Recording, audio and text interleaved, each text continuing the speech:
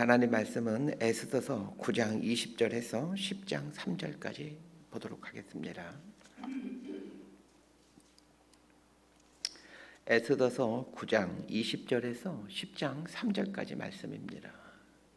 번갈아 가며 읽습니다. 제가 먼저 읽겠습니다.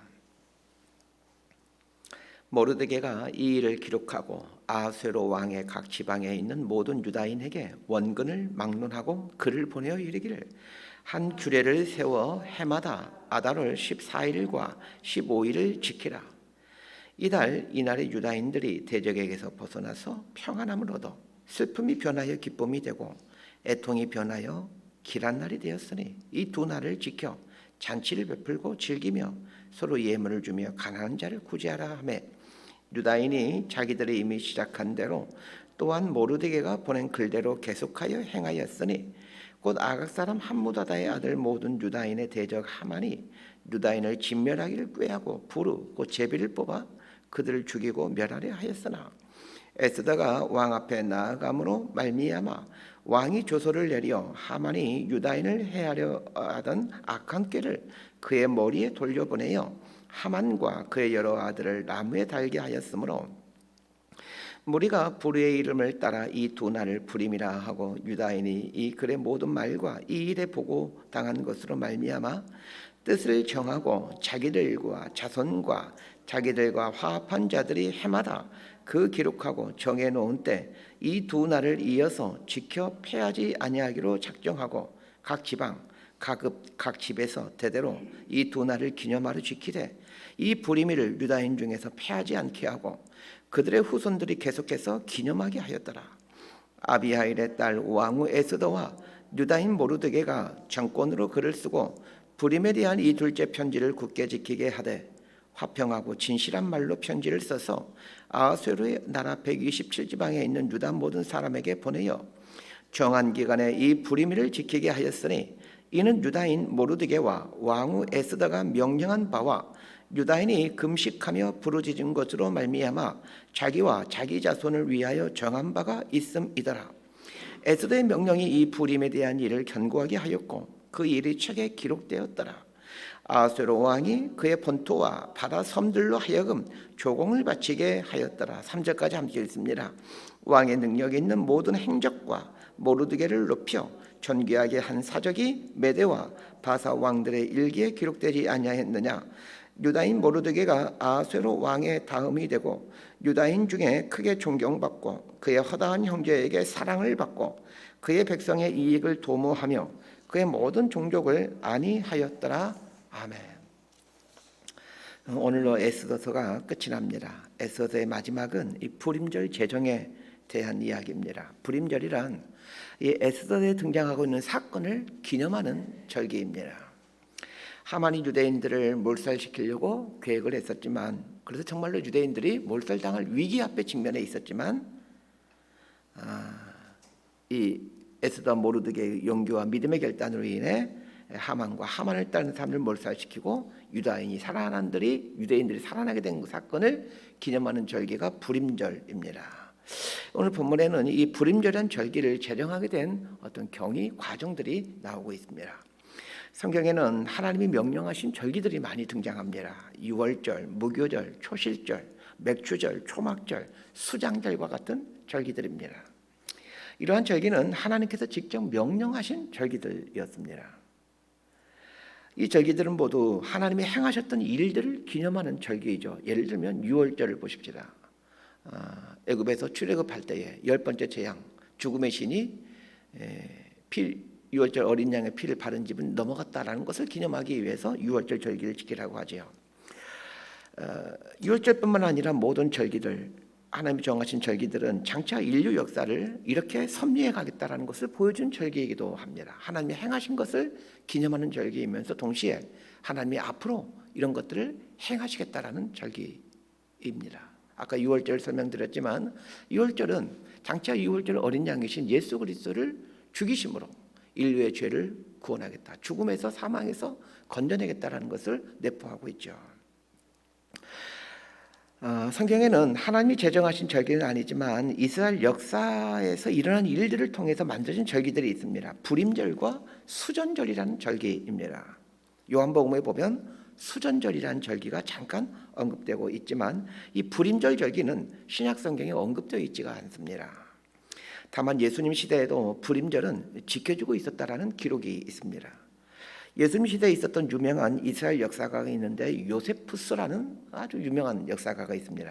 이 사람은 예수님이 부활하신 후 몇 년 후에 태어난 사람인데 아마도 기원 후 40 몇 년경에 태어난 걸로 제가 기억하고 있는데 이 사람은 이스라엘의 정치인이면서 역사가였습니다. 기원 후 70년경에 로마가 이스라엘을 완전히 무너뜨리죠. 그때 이 로마에 대항했던 이스라엘의 어떤 정치인이면서 군인이었는데 이 사람이 이제 로마의 포로로 끌려가게 되죠. 그런데 워낙 똑똑하고 재능이 많은 사람인지라 그 로마 황제가 이 사람을 아주 가까이에 두게 됩니다. 요세푸스가 쓴 유대 전쟁사라는 유명한 책이 있습니다.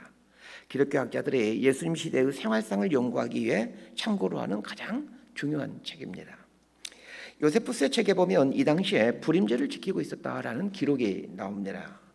예수님이 부활하신 이후에도 불임절을 지키고 있었다면 당연히 예수님 시대에도 불임절을 지키고 있었지 않겠습니까? 또 하나의 절기가 수전절이라는 절기인데 이 절기는 예수님이 오시기 전 160여 년 전에 있었던 마카비 혁명을 기념하는 절기입니다.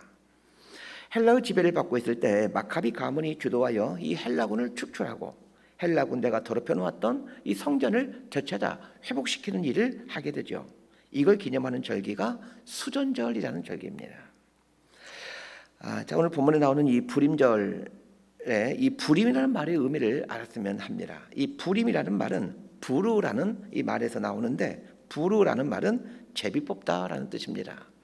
하만의 악한 괴략으로부터 건진받은 날을 기념하면서 왜 불임절이라고 명명하는지 그 이유를 아셔야 됩니다.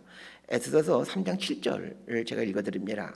아하수에로 왕체 12년 첫째 달 곧 니산월에 무리가 하만 앞에서 날과 달에 대하여 부르 곧 제비를 뽑아 12째 달 아다르를 얻은지라. 하만이 그 유대인들을 죽이기로 결정하고는 그 죽이는 날을 잡게 되는데 그 날을 잡기 위해서 제비를 뽑습니다.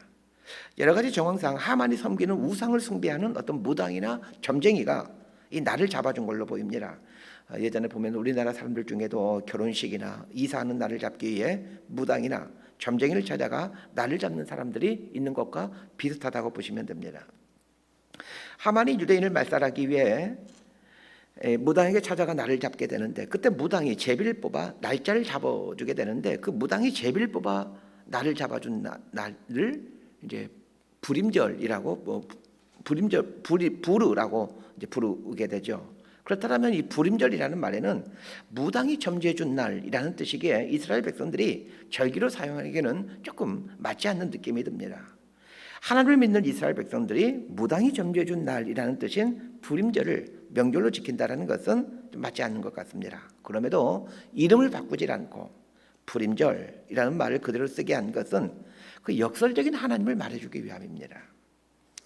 하만이 유대인을 진멸하기 위해 무당으로부터 점지받은 날을 하나님께서 하만과 그의 추종자들을 진멸하는 날로 바꾸셨다라는 것을 말해주기 위해 무당이 점지해준 날이라는 뜻의 불임절이라는 말을 그대로 사용하는 것입니다. 불임절이라는 절기가 나온 김에 이스라엘 백성들이 지켰던 그 불임절 절기의 의식을 간략하게 소개해드리겠습니다. 우리 한국 기독교가 오래전에 사용하던 성경이 공동번역 성경이죠. 가톨릭과 개신교가 모여 한 성경을 사용하고자 해서 만들어진 성경이 공동번역 성경입니다. 공동번역 성경에는 우리가 갖고 있는 66권의 성경 외에도 몇 권의 성경이 더 있습니다. 그 중에 하나가 이 마카비서입니다. 가톨릭 교인들은 지금도 여전히 공동번역 성경을 사용하기에 이 마카비서를 읽고 있고 공부하고 있습니다. 마카비서에는 예수님이 오시기 150년 전 헬라 제국을 지배를 받고 있을 때 마카비 가문이 주도해서 헬라군을 몰아내고 성전을 되찾고 새로운 왕조를 세우는 이야기가 등장합니다. 그 새로운 왕조가 하스모니안 왕조입니다. 마카비서에 보면 그 시대에 불임절을 지키는 그 의식들이 소개되고 있습니다. 마카비서에서는 불임절을 모르드게의 날로 명명하고 있습니다. 그러니까 그 당시 사람들이 불임절이라는 말 대신에 모르드게의 날 이렇게 불렀다는 것을 알게 됩니다. 자, 불임절을 지키는 순서가 있습니다. 오늘 본문인 에스더서 9장 21절을 보면 아달월 14일과 15일을 지키라 이렇게 나와 있습니다. 우리식으로 하면 12월 14일과 15일을 얘기하는데, 그런데 하만이 유대인들을 진멸하기로 제비 뽑아서 날을 잡았던 날은 12월 13일이고, 그리고 유대인들이 그 대적자를 다 진멸하게 된 날도 12월 13일입니다. 그런데 오늘 본문을 보면 그 다음 날인 12월 14일과 15일에 불임절 절기를 지키라라고 말하고 있습니다. 이스라엘 백성들은 12월 13일 이제 저녁부터 불임절 절기를 지키는데, 12월 13일에는 에스더의 금식이라고 이제 부르면서 그날 금식을 합니다. 에스더가 아하수에로 왕 앞에 나가 하만의 악한 계획을 드러내기까지 계속 금식하며 기도했던 것을 기억하고 기념하기 위해 에스더 금식이라는 이름으로 금식을 합니다. 12월 13일 저녁이 되면 이제 이스라엘 백성들은 회당에 모여서 예배를 드립니다. 예배를 드릴 때 이 에스더서를 낭독합니다. 에스더서를 낭독하는 중에 하만이라는 이름이 나오게 되면 회중들은 그의 이름을 소멸시키자 이렇게 외치는 이벤트를 합니다. 그리고 에스더서 9장 9절에 보면 하만의 10아들의 이름이 등장하는데, 이 하만의 10아들의 이름을 암송하는 이벤트를 합니다. 그렇게 함으로 하만의 10아들이 죽임을 당했다는 것을 얘기하면서 하만이 철저히 하나님으로부터 심판받았다는 것을 서로 얘기를 하는 것이죠. 12월 14일이 되면 이스라엘 백성들은 다시 회당에 모여 예배를 드리고 가난한 사람들에게 음식과 선물을 나누는 행사를 치릅니다. 그리고 하루 종일 먹고 마시며 즐거운 시간을 보냅니다. 이런 전통을 갖고 불임절을 지켜오고 있었다라는 걸 생각하면서 오늘 본문을 한번 보십시다. 에스더 9장 20절에서 28절까지 조금 길지만 함께 읽도록 합니다. 시작. 모르드게가 이 일을 기록하고 아하스로 왕의 각 지방에 있는 모든 유다인에게 원근을 막론하고 글을 보내어 이르기를 한 규례를 세워 해마다 아달월 14일과 15일을 지키라. 이날에 유다인들이 대적에게서 벗어나서 평안함을 얻어 슬픔이 변하여 기쁨이 되고 애통이 변하여 길한 날이 되었으니 이 두 날을 지켜 잔치를 베풀고 즐기며 서로 예물을 주며 가난한 자를 구제하라 하며, 유다인이 자기들이 이미 시작한 대로 또한 모르드게가 보낸 글대로 계속하여 행하였으니 곧 아각 사람 함무다다의 아들 모든 유다인의 대적 하만이 유다인을 진멸하기를 꾀하고 부르 곧 제비를 뽑아 그들을 죽이고 멸하여 하였으나, 에스더가 왕 앞에 나아감으로 말미암아 왕이 조소를 내려 하만이 유다인을 해하려던 악한 꾀를 그의 머리에 돌려보내어 하만과 그의 여러 아들을 나무에 달게 하였으므로 무리가 부르의 이름을 따라 이 두 날을 불임이라 하고, 유다인이 이 글의 모든 말과 이 일에 보고 당한 것으로 말미암아 뜻을 정하고 자기들과 자손과 자기들과 화합한 자들이 해마다 그 기록하고 정해놓은 때 이 두 날을 이어서 지켜 패하지 아니하기로 작정하고 각 지방 각 집에서 대대로 이 두 날을 기념하여 지키되 이 불임일을 유다인 중에서 패하지 않게 하고 그들의 후손들이 계속해서 기념하게 하였더라. 불임절이라는 명제를 만들어 지키게 된 목적을 말해주는 구절이 22절입니다. 대적에게서 벗어나서 평안함을 얻어 슬픔이 변하여 기쁨이 되고 애통이 변하여 길한 날이 되었으니, 자, 이 부분이 불임절 명제를 제정하게 된 이유입니다. 그런데 불임절 절기를 제정하게 된 이유와 목적이 대적에게서 벗어나 평안함을 얻어 슬픔이 변하여 기쁨이 되고 애통이 변하여 길한 날이 됐기 때문인데, 곰곰이 생각해 보십시다. 유대인들이 진멸당할 그 슬픔의 상황에서 기쁨의 날로 역전이 되는데, 이렇게 역전되는데 하나님께서 행하신 초자연적인 일이 있습니까? 우리는 보기에는 에스더와 모르드게의 결단과 용기가 이런 기적을 만들어낸 것이지, 하나님께서 어떤 기적을 행하시고 능력을 행하신 일은 전혀 보이지 않습니다.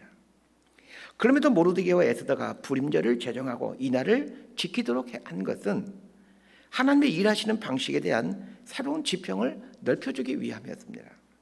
불임절을 제정한 모르드게의 말을 유심히 보게 되면 비록 하나님께서 이 사건과 관련하여 어떤 초자연적인 기적을 행한 것은 아니지만, 그러나 이 모든 일의 배후에 하나님께서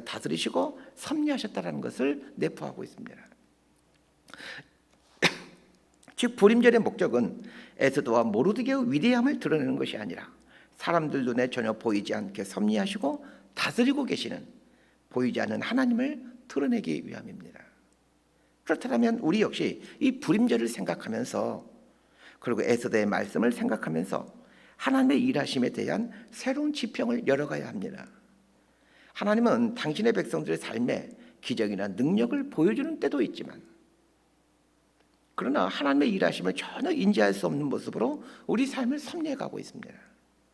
쉽게 말해 죽을 병에 걸려 있을 때나 혹은 부도가 나서 회사가 무너지고 가정이 파탄나는 등 이런 절체절명의 위기의 순간에만 하나님의 기적을 행하심으로 나 여기 있다 이렇게 말씀하시는 분이 아니라 우리의 평범한 일상을 섭리하신 분이심을 알아야 합니다. 그러기에 우리는 매 순간 그 작고 사소한 일상에서도 하나님의 손길을 느낄 수 있어야 합니다. 하나님의 작고 사소한 손길들을 느끼며 살아가는 삶이 이 불임절을 기념하며 살아가는 삶이지 않겠습니까? 불임절 절기를 지키는 의식을 말하면서 주목해야 될 부분이 있습니다. 22절 하반절에 보면 가난한 자를 구제하라 이렇게 말하고 있습니다. 사실 불임절과 가난한 자를 구제하는 것은 좀 어울리지가 않습니다. 그럼에도 모르드게는 불임절을 지키라고 명령하면서 불임절에 가난한 자를 구제하는 일을 명령하고 있습니다. 하나님께서 내 삶에 슬픔을 변하여 기쁨이 되게 하신 것을 인정하고 있고 믿고 있다라면 가난한 이웃들에게 하나님처럼 행하라는 뜻입니다. 여기서 우리는 우리 기독교 신앙의 진수를 알게 됩니다. 하나님을 신앙한다라는 것은 무엇입니까? 하나님의 은총을 받은 수혜자라면 하나님의 은총을 보여주는 삶을 살아야 된다는 얘기입니다. 그런 면에서 헬리나 의원이 말한 신앙의 궁극적인 목적은 그리스도를 믿는 것이 아니라 그리스도가 되는 것이다 라고 말했는데 절대적으로 옳은 말입니다. 우리 모두는 그리스도가 되어야 합니다. 그리스도가 된다라는 말은 예수님이 하나님의 은혜를 보여주는 삶을 사셨듯이 우리 또한 하나님의 사랑과 은혜를 보여주는 또 다른 예수가 되어 살아야 된다라는 말입니다. 에스더서는 불임절을 제정하는 이야기와 불임절을 세 세트로 지키라는 명령으로 끝이 납니다. 하나님이 우리 삶에 행하신 일을 기억하고 생각하는 것으로 신앙생활을 잘하고 있다고 생각하면 안 됩니다. 우리 역시 누군가의 삶에 하나님을 기억하게 하고 생각나게 하는 삶을 살아야 한다는 말입니다.